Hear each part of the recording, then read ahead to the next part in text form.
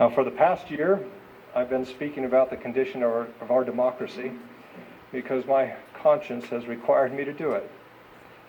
Our institutions have been under assault. The independence of our justice system has been threatened. Our doctrine of separation of powers has been tested like seldom before.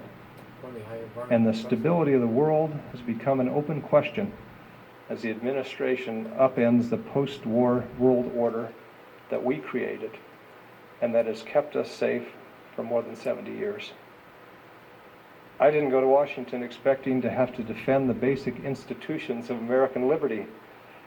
I didn't expect to find myself in vain against the President of the United States, especially the President of my own party.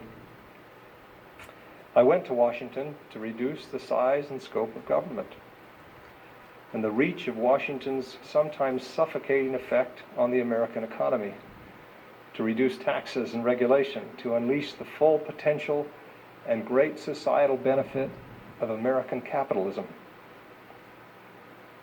I went to Washington to work on expanding America's markets through vigorous free trade and to see that we had a robust, secure, and welcoming immigration policy. I went to Washington to challenge my ideological opposites, to learn from them, to make friends, and to compromise when necessary for the common good. Because none of our problems can be solved by just one party, by just one tribe. That kind of thinking is a recipe for our current disaster. It has unleashed all of our worst impulses and has brought us to the brink. And until we solve the problem of our politics and stop warring with each other and imperiling our democracy, the issues I went to Washington to work on will be impossible to address. We've got to make it so that indulgence in tribalism at the expense of what's good for the country will be punished at the ballot box.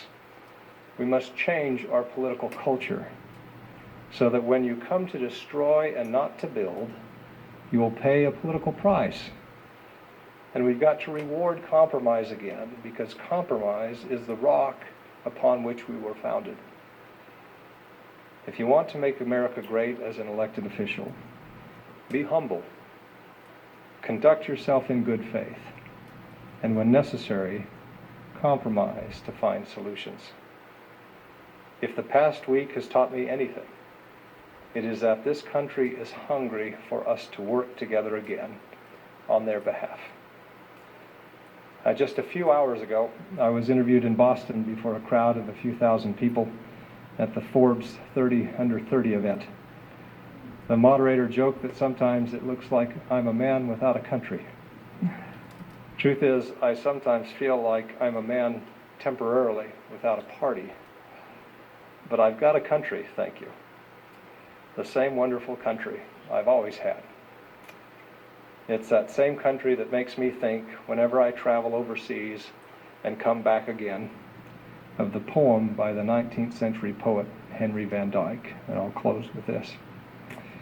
He wrote, "'Tis fine to see the old world and travel up and down, among the shining palaces and cities of renown, to admire the crumbling castles and the statues of the kings.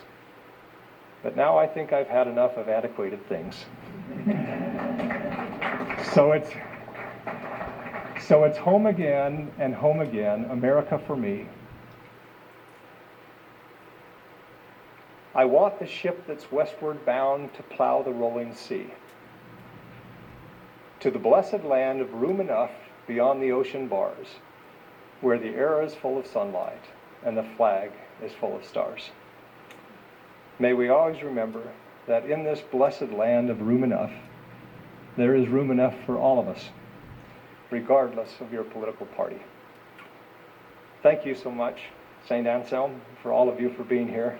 I'm grateful for your invitation.